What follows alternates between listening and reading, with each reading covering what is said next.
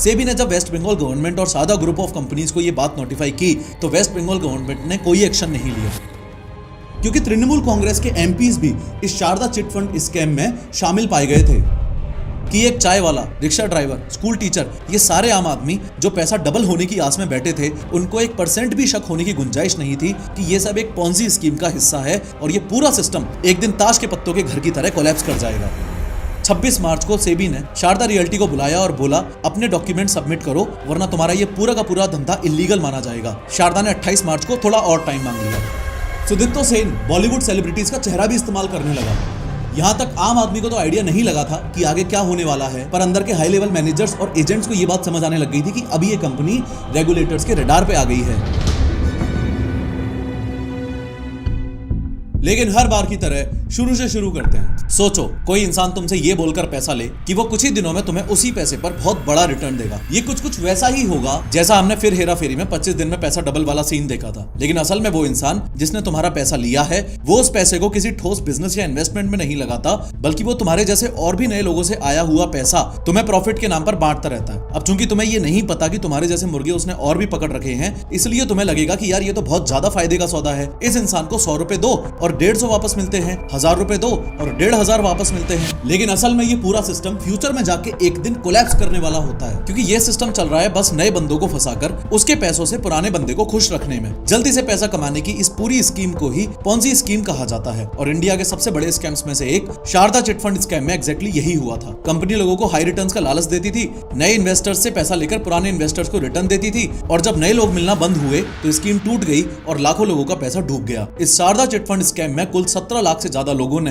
अपना पैसा गवाया था। लगभग 4000 करोड़ रुपए का स्कैम हुआ था ये। इस पूरे स्कैम को अंजाम देने के पीछे मास्टरमाइंड था ये बंदा सुदीप्तो सेन, जो आज के दिन जेल में है। एक इंपॉर्टेंट बात और, सुदीप्तो सेन की राइट हैंड थी देवजानी मुखर्जी, जो कि ऑपरेशंस हैंडल किया करती थी और पहले सुदीप्तो सेन की ही एक कंपनी में रिसेप्शनिस्ट थी, लेकिन बाद में प्रमोट होकर उसकी राइट हैंड बन गई। सुदीप्तो सेन की तो एक हॉबीज ही थी हाई प्रोफाइल लोगों से दोस्ती करना। चारू मजुमदार जैसे नक्सलाइट लीडर से मिल चुका था वो जवानी में ही। आप में से जो चारू मजुमदार को नहीं जानते उनको बता दूं कि चारू मजुमदार ने 1960s और 70s में नक्सलवाड़ी आंदोलन शुरू करके ये दावा किया था कि सिर्फ खून खराबा और क्रांति से ही गरीब किसान आजाद हो सकते हैं। शॉकिंगली उसके वायलेंट आइडियाज ने पढ़ाई लिखाई छोड़कर हजारों जवानों को बंदूक उठाने पे मजबूर कर दिया, जिसमें से ज्यादातर या तो मर गए या जेल पहुंच गए। 1970s में नक्सलाइट मूवमेंट से जुड़ने की वजह से सुदीप्तो सेन यानी कि शारदा चिट फंड स्कैम का मास्टरमाइंड ऑलरेडी जेल भी जा चुका था। सुदीप्तो सेन को पहले लोग शंकरादित्य के नाम से जानते थे, लेकिन जब वो 1990s के दौरान फैमिली से अलग हो गया तभी नाम बदलकर सुदीप्तो सेन बन गया और फिर फाइनली उसने नई आइडेंटिटी के साथ बिजनेस की दुनिया में कदम रखा। आइडेंटिटी चेंज के रिगार्डिंग लोग ऐसा भी बोलते हैं कि ह्यूमन ट्रैफिकिंग में पकड़े जाने की वजह से उसने शारदा चिट फंड स्कैम करने से पहले अपनी प्लास्टिक सर्जरी करवाई थी। हालांकि इस बात के ठोस सबूत मुझे रिसर्च के दौरान नहीं मिल पाए। खैर आखिर वो साल 2006 आ ही गया जब शारदा ग्रुप की शुरुआत की जाती है। ग्रुप शब्द का इस्तेमाल मैं इसलिए कर रहा हूं क्योंकि इसके अंडर मल्टीपल कंपनीज थी। अब इस बात में कोई दो राय नहीं है कि किसी भी कंपनी को चलाने के लिए इन्वेस्टमेंट की जरूरत पड़ती है, और यूं तो किसी भी कंपनी के पास इन्वेस्टमेंट उठाने के बहुत तरीके होते हैं, लेकिन दो कॉमन तरीके ये भी हैं कि बॉन्ड्स और डिबेंचर्स बेच के पैसा उठाया जाए। बॉन्ड्स और डिबेंचर्स को एकदम आसान भाषा में ऐसे समझो, इमेजिन करो तुम्हारे पास ठीक ठाक पैसा है, एक स्कूल तुम्हारे पास उधार मांगने आता है और प्रॉमिस करता है कि 3 साल बाद पूरा पैसा वापस कर देंगे, हर साल थोड़ा इंटरेस्ट यानी कि एक्स्ट्रा पैसा भी दे देंगे, लेकिन किसी भी कंडीशन की वजह से प्लेग्राउंड बनने के बाद अगर वो स्कूल तुम्हें पैसे वापस नहीं लौटा पाता है तो तुम्हारा हक बनता है कि उस स्कूल का जो प्लेग्राउंड है वो तुम्हारा हो जाएगा, तुम उसको अपने हिसाब से बेच सकते हो या किसी भी काम में ले सकते हो एक्सेट्रा। ऐसा इसलिए हुआ क्योंकि बॉन्ड एक सिक्योरिटी के साथ होता है, लेकिन डिबेंचर्स का केस एकदम अलग है। इसमें रिस्क ज्यादा होता है। इसमें अगर वो स्कूल पैसा नहीं चुका पाया तो आपके पास प्लेग्राउंड वापस लेने का कोई हक नहीं बचता। डिबेंचर में पैसे देने के बदले एक बस वादा मिलता है, कोई एसेट छीन लेने की गारंटी नहीं। अब शारदा ग्रुप ने स्कैम की शुरुआत ऐसे की कि अपने अंडर एजेंट्स बनाने शुरू कर दिए। शारदा ग्रुप ने समय के साथ लाखों एजेंट्स को उनके लिए काम करने के लिए मना लिया। ऐसे एजेंट्स जो घर घर गांव-गांव घूमते थे और लोगों को बोलते थे कि कंपनी अपने सिक्योर डिबेंचर्स और शेयर्स दे रही है, डबल पैसा हो जाएगा 5 साल में, बिना सोचे समझे इसमें पैसा ठोक दो। यहाँ मैं चाहता हूँ कि आप लोगों को ये बात क्लियरली पता होनी चाहिए कि शारदा ग्रुप अपने एजेंट्स को लोगों को बेवकूफ बनाकर इन्वेस्ट करवाने के लिए कोई छोटा मोटा नहीं बल्कि 20 से 40% तक कमीशन देता था। इसका मतलब यह हुआ कि अगर किसी एजेंट ने किसी आम आदमी को 10,000 रुपए इन्वेस्ट करने के लिए मना लिया तो सीधा सीधा 2 से 4,000 रुपए एजेंट की जेब में जाते थे। अब इस बात से आप ये अंदाजा लगाओ कि कमीशन रेट इतना हाई था तो एजेंट्स ने क्या क्या फालतू की बकवास, फेंका फेंकी और एक से एक झूठ बोल बोल के लोगों से इसमें पैसा इन्वेस्ट करवाया होगा। और एक बात ये भी है कि एजेंट्स को भी नहीं बताया जाता था कि ये एक बहुत बड़े स्कैम की तैयारी हो रही है। उनको तो बस अपने शॉर्ट टर्म प्रॉफिट्स दिख रहे थे। तो इन शॉर्ट शारदा ग्रुप ने शुरू में जनता को बोला, हम लोग सिक्योर डिबेंचर्स और प्रेफरेंसेस बॉन्ड्स इशू कर रहे हैं, आप पैसा इन्वेस्ट करो और हाई रिटर्न्स लो। लेकिन असलियत ये थी कि इनके पास सेबी की प्रॉपर परमिशन तक भी नहीं थी। लोगों को इन्वेस्टमेंट के नाम पर बॉन्ड्स और डिबेंचर्स के जो डॉक्यूमेंट्स दिए जाते थे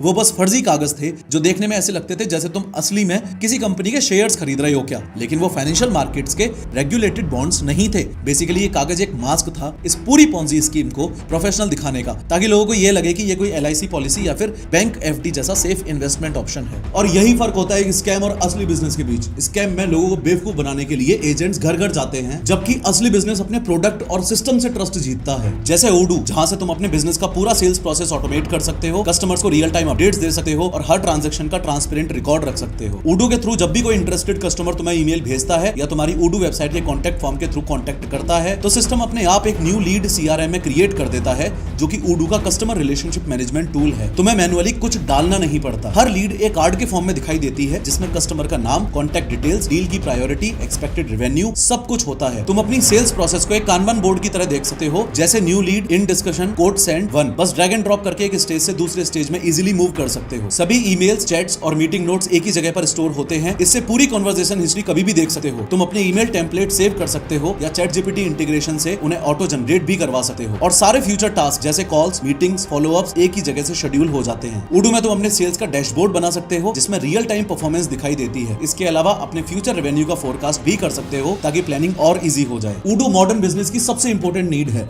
डिस्क्रिप्शन और पिन कमेंट में मैंने लिंक दे रखी है, अभी के अभी जाके क्लिक करो। अब पॉन्जी स्कीम्स का गेम ये है कि उसमें स्टार्टिंग में रिटर्न देने में कोई दिक्कत होती ही नहीं है, क्योंकि नए इन्वेस्टर्स का पैसा उठाकर पुराने वालों को देते रहना होता है। तो जैसे जैसे लोगों को रिटर्न ऑन इन्वेस्टमेंट मिलता रहा, वैसे वैसे इस शारदा ग्रुप चिट फंड के बारे में बात आग की तरह फैलने लगी। मैप में देखो, शारदा ग्रुप का हेडक्वार्टर और मैक्सिमम ऑफिसेज यहाँ कोलकाता में थे, और इस स्कैम में पैसा गंवाने वाले सब लोग मेनली ईस्ट इंडियन स्टेट्स से ही थे, जैसे वेस्ट बंगाल, असम, उड़ीसा, त्रिपुरा और कुछ बिहार के पार्ट्स। जब टोटल नंबर ऑफ इन्वेस्टर्स बहुत ज्यादा बढ़ने लगे, तो ये सब सेबी की नजर में आ गया। सेबी का फुल फॉर्म है securities and exchange board of India. ये एक सरकारी रेगुलेटरी बॉडी है जो शेयर बाजार, म्यूचुअल फंड्स, बॉन्ड्स, CIS और फाइनेंशियल प्रोडक्ट वाली कंपनीज पर नजर रखती है। सेबी का मेन काम है इन्वेस्टर्स की सेफ्टी, मार्केट ट्रांसपेरेंसी और फेयर ट्रेडिंग को इंश्योर करना। अब सेबी का ये रूल है कि अगर कोई भी कंपनी 50 से ज्यादा लोगों से इन्वेस्टमेंट लेती है, तो सेबी का अप्रूवल चाहिए होता है। सेबी का अप्रूवल इसलिए चाहिए क्योंकि इंडियन कंपनीज एक्ट और सेबी रेगुलेशंस बोलते हैं कि ऐसे केस में कंपनी को प्रोस्पेक्टस जमा करना पड़ता है, इन्वेस्टर्स को पूरी ट्रांसपेरेंट इंफॉर्मेशन देनी होती है और सेबी की परमिशन या रजिस्ट्रेशन मिलना जरूरी है। इसका मेन रीजन है कि लार्ज पब्लिक से इन्वेस्टमेंट लेने वाली कंपनीज स्कैम्स, फ्रॉड्स और गलत प्रोमिसेस ना करें, सब कुछ एक रेगुलेटर के अंडर हो और सेफ हो। जैसे जैसे समय बीतता गया, शारदा ग्रुप ऑफ कंपनीज की ये बात सेबी की नजर में आई कि वो 50 से ज्यादा लोगों से इन्वेस्टमेंट उठा रहे हैं, और वो भी बिना सेबी की परमिशन लिए। सेबी ने जब वेस्ट बंगाल गवर्नमेंट और शारदा ग्रुप ऑफ कंपनीज को ये बात नोटिफाई की, तो वेस्ट बंगाल गवर्नमेंट ने कोई एक्शन नहीं लिया। यहाँ एक बड़ा सवाल खड़ा होता है कि क्या वेस्ट बंगाल गवर्नमेंट का इसमें इन्वॉल्वमेंट था, और शुरू में ही एक्शन क्यों नहीं लिया गया? इस सब के बारे में अभी थोड़ी देर में आगे बताऊंगा मैं आपको, क्योंकि तृणमूल कांग्रेस के MPs भी इस शारदा चिट फंड स्कैम में शामिल पाए गए थे। अब भले ही वेस्ट बंगाल सरकार ने कोई एक्शन ना लिया हो, पर सुदीप्तो सेन ने एक शातिर एक्शन लिया। सुदीप्तो सेन शारदा ग्रुप के अंडर आने वाली कंपनीज की संख्या बहुत ज्यादा बढ़ा देता है, नेटवर्क को बहुत बड़ा और कॉम्प्लेक्स कर देता है, ताकि सेबी उतनी आसानी से सब कुछ ना पकड़ पाए। वो शारदा ग्रुप के अंडर 200 से ज्यादा कंपनीज खोल देता है, और अब उन कंपनीज के थ्रू लोगों से इन्वेस्टमेंट लेना शुरू कर देता है। इस ट्रिक के थ्रू वो काफी लंबे समय तक सेबी से बच पाया, लेकिन फिर एक समय ऐसा आया जब सेबी ने शारदा ग्रुप को फाइनल नोटिस सेंड कर ही दिया। सुदीप्तो सेन बहुत शातिर आदमी था, और हमेशा से ही उसने शारदा ग्रुप ऑफ कंपनीज की इमेज ऐसे बनाई थी जैसे इस कंपनी का जन्म लोगों का भला करने के लिए ही हुआ हो। स्वामी विवेकानंद के गुरु का नाम था श्री रामकृष्ण परमहंस, और श्री रामकृष्ण परमहंस की वाइफ का नाम था शारदा देवी। खासतौर पर ईस्ट इंडियन स्टेट्स में शारदा देवी को एक लिविंग गॉडेस और स्पिरिचुअल मदर की तरह पूजा जाता है। श्री रामकृष्ण परमहंस के देहांत के बाद उन्होंने रामकृष्ण मिशन और उनके डिसिपल्स को अपनी माँ जैसी शरण और गाइडेंस दी थी, इसलिए उनको श्री श्री माँ के नाम से भी याद किया जाता है। एक स्पिरिचुअल गॉडेस के नाम पर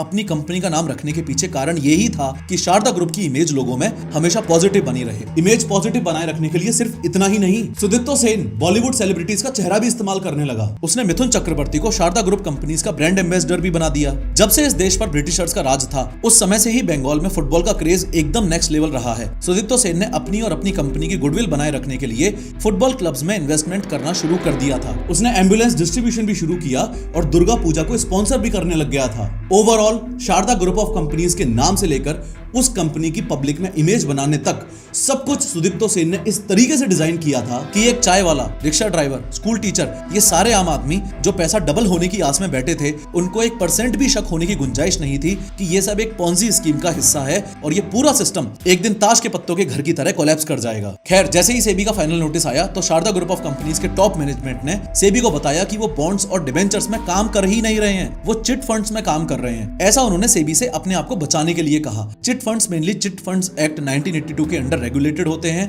और इसका इंप्लीमेंटेशन स्टेट गवर्नमेंट्स करती हैं, सेबी नहीं। मतलब अगर कोई चिट फंड चलाना चाहता है तो उसको स्टेट के रजिस्ट्रार ऑफ चिट फंड से रजिस्ट्रेशन करना पड़ता है, इसलिए chit funds technically state subject होते हैं, अंडर सेबी नहीं। शारदा ग्रुप को लगा कि अगर वो ऐसा करेंगे तो सेबी से बच जाएंगे। In short, Sharda group of companies की धोती खुलने ही वाली थी और वो लोग बस उसको डिले करने के लिए नए नए कॉम्प्लिकेशंस क्रिएट कर रहे थे, जैसे कि 200 से ज्यादा कंपनीज बना देना, अपने आप को चिट फंड बोल देना, एक्सेट्रा एक्सेट्रा। बहुत सारे चिट फंड्स में स्कैम होते हैं, लेकिन सारे चिट फंड्स स्कैम नहीं होते। आज भी इंडिया में ऑलमोस्ट हर जगह चिट फंड्स इन्वेस्टमेंट चलते ही रहते हैं। चिट फंड्स को बहुत आसानी से ऐसे समझा जा सकता है कि जैसे मान लो एक मोहल्ले के 10 लोग मिलकर ये डिसाइड करते हैं कि हम चिट फंड बनाएंगे। अब चिट फंड कितना बड़ा होगा और कितने ड्यूरेशन के लिए होगा, ये सब कुछ भी ये 10 लोग ही मिल बैठ के डिसाइड करेंगे। फॉर एग्जांपल, इन लोगों ने डिसाइड किया कि टोटल 10 महीनों के लिए ये फंड बनाएंगे और हर आदमी हर महीने 1,000 रुपए जमा करवाएगा, तो टोटल 10,000 रुपए पर मंथ जमा होते जाएंगे, यानी कि हर महीने 10,000 रुपए का पूल बनता जाएगा। यहां तक क्लियर हो गया ना? अब आगे समझो। चिट फंड्स में ऑक्शन या बिडिंग सिस्टम भी चलता है। अगर इन सभी मेंबर्स में से कुछ लोगों को ये पैसा जल्दी चाहिए, अगर कोई नीड है, तो जो लीस्ट अमाउंट पे पैसा लेने को रेडी हो जाता है उसको पूल मिल जाता है और जो पैसा उसने छोड़ दिया होता है वो बोनस के जैसे बाकी मेंबर्स में इक्वली बढ़ जाता है। फॉर एग्जांपल, अगर 10 मेंबर्स हैं, हर महीने सब 1,000 रुपए डालेंगे तो पूल बना 10,000 रुपए का। अब पहले महीने के ऑक्शन में मेंबर ए बोलता है मैं 9,000 रुपए ही ले लूंगा, मतलब वो अपने पूल का 1,000 रुपए छोड़ देगा और वो 1,000 रुपया बाकी के 9 मेंबर्स में इक्वली बांट दिया जाएगा, यानी कि 111 रुपए ईच अप्रॉक्स। तो मेंबर ए को तुरंत 9,000 रुपए कैश मिल गया और बाकी सबको छोटा सा प्रॉफिट मिल गया। अब मंथ 2 का ऑक्शन जैसे ही हुआ तो अब दूसरा मेंबर यानी कि मेंबर बी बोलता है मैं 8,500 रुपए ही ले लूंगा, यानी कि ये कम पैसा लेकर वो बिड जीत गया, तो वो टोटल 1,500 रुपए छोड़ रहा है। ये 1,500 रुपए बाकी के 9 मेंबर्स में इक्वली बांट दिए जाएंगे, लगभग 166 रुपए ईच के हिसाब से। तो इस तरीके से चिट फंड में फायदा ऑलमोस्ट सभी पूल मेंबर्स का हो जाता है। जल्दी पैसा लेने वाले को लोन मिलता है लेकिन कम अमाउंट में, मतलब उन्हें जरूरत के टाइम पैसा मिल गया लेकिन थोड़ा सा लॉस के साथ, और बाद में पैसा लेने वाले को फुल पैसा या ज्यादा फायदा मिलता है क्योंकि हर महीने उनको बाकी मेंबर्स के छोड़े हुए पैसों का हिस्सा मिलता है, मतलब सेविंग प्लस प्रॉफिट। इसलिए चिट फंड एक loan plus saving plus profit sharing का मिक्स सिस्टम है। कोई बैंक नहीं है, कोई इंटरेस्ट नहीं है, सिर्फ एक दूसरे की जरूरत के हिसाब से पैसा घूमता रहता है। बंगाल में चिट फंड्स कोई नया कॉन्सेप्ट नहीं है। पिछले 100 सालों से लोग इसको सेविंग्स और लोन का लोकल जुगाड़ मानकर चलते आए हैं। क्यों?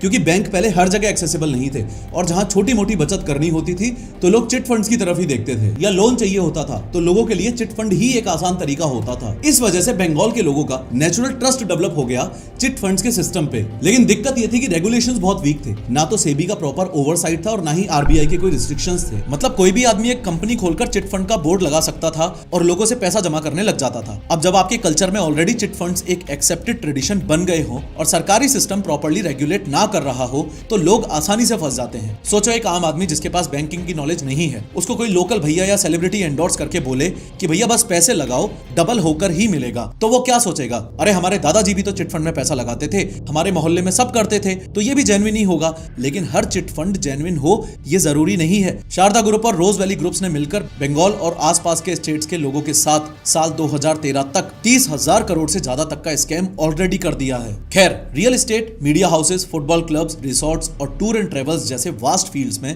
शारदा ग्रुप की कंपनीज जो फैली हुई थी उनका अंत अब नजदीक आ रहा था। ग्लैमर और लालच ने जो 17 लाख से ज्यादा लोगों को इस स्कीम की ओर खींचा था, ये पूरा सिस्टम कोलैप्स करने वाला था। सेबी को भले ही बोल दिया हो शारदा ग्रुप वालों ने कि वो चिट फंड चला रहे हैं, लेकिन असलियत ये थी कि वो चिट फंड्स कभी चला ही नहीं रहे थे। वो कलेक्टिव इन्वेस्टमेंट स्कीम यानी कि CIS का फ्रॉड चला रहे थे और CIS स्टेट गवर्नमेंट के अंडर नहीं बल्कि सेबी के अंडर आता है। फाइनली साल 2013 को वो फरवरी महीना आ ही जाता है। पे आउट के कंपैरिजन में अब इनफ्लोज कम होने लग जाते हैं। शारदा ग्रुप ने हजारों एजेंट्स और लाखों इन्वेस्टर्स से जो पैसे कलेक्ट किए थे वो, और उन्हें जो वादा किया था कि हर महीने हाई रिटर्न मिलेगा और 2-3 साल बाद पैसा डबल हो जाएगा, ये सब वादे अब झूठ होते हुए दिखाई दे रहे थे। 2013 की शुरुआत से ही कंपनी के पास नए पैसे आना कम हो जाते हैं, मतलब नए इन्वेस्टर्स आना कम हो गए थे, जिसकी वजह से उतना कैश फ्लो नहीं बन पा रहा था जो पुराने इन्वेस्टर्स को चुकाना था। पहला रेड फ्लैग यही था, रीपेमेंट्स रुकने लग गए थे। एजेंट्स को बोला जाने लगा थोड़ा वेट करो, अगले महीने ये पेमेंट क्लियर हो जाएगी। अगले महीने यानी मार्च 2013 आते आते सेबी इस शारदा ग्रुप को लेकर स्ट्रिक्ट हो गई। 26 मार्च को सेबी ने शारदा रियल्टी को बुलाया और बोला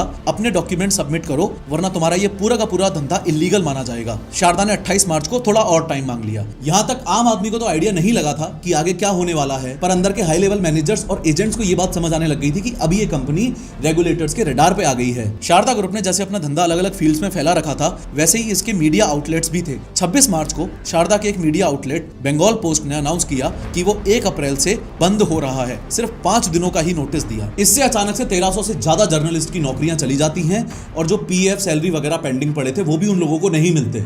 जैसे ही ये मीडिया आउटलेट बंद हुआ तो Sharda group of companies media में चर्चा में आने लग गई और एम्प्लॉइज और एजेंट्स की टेंशन अब और ज्यादा बढ़ने लगी।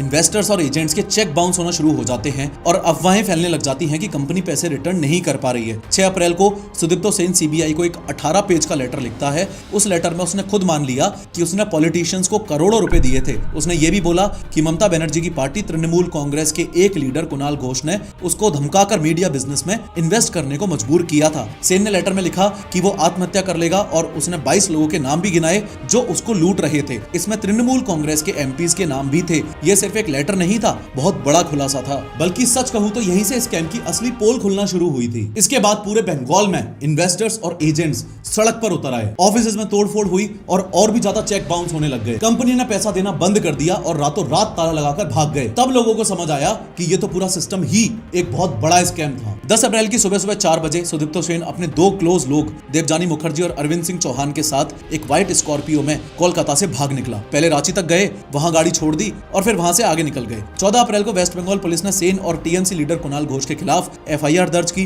15 अप्रैल तक एक और मीडिया आउटलेट सकल बेला बंद हो गया। 17 अप्रैल को लगभग 600 कलेक्शन एजेंट्स टीएमसी के हेडक्वार्टर्स पहुंच गए और सरकार से मदद मांगी। बंगाल में माहौल बिल्कुल खराब हो गया था। डिपॉजिटर्स परेशान हो गए थे और बेरोजगार एजेंट्स इधर उधर भाग रहे थे। 18 अप्रैल को सुदीप्तो सेन के लिए अरेस्ट वारंट निकाला गया। तब जाके लोगों को क्रिस्टल क्लियर हो गया कि ये तो एक बहुत बड़ा स्कैम था। ना तो एजेंट्स को कमीशन मिल रहा था, ना डिपॉजिटर्स को रिटर्न मिल रहे थे और मीडिया रोजाना कुछ ना कुछ नया खुलासा कर देती थी। गुस्से में लोग ऑफिसेस पर पत्थर मारने लगे और एजेंट्स को जान से मार देने की धमकी मिलने लगी। 20 अप्रैल को यह न्यूज बंगाल में हेडलाइंस बनी नेशनल फ्रंट पेज पर। स्टेट वाइड प्रोटेस्ट बढ़ने लगे। Opposition party versus ruling party के बीच में खतरनाक ब्लेम गेम शुरू हो गया। जगह जगह शारदा ग्रुप के ऑफिसेस पर अटैक होने लगे। एक एजेंट माधव माझी ने तुरंत ही आत्महत्या कर ली। 22 अप्रैल को ममता बनर्जी ने एक 4 member judicial inquiry commission announce की, headed by retired justice Shyamal Kumar Sen. Opposition ने टीएमसी को ब्लेम किया कि वो इन्वॉल्व्ड हैं। काफी दिनों तक पुलिस ने फुल ऑन सुदीप्तो सेन को ढूंढा और तब जाकर 23 अप्रैल को सेन, देवजानी और अरविंद को कश्मीर के सोनमार्ग से अरेस्ट किया गया। एक हफ्ते से भाग रहे थे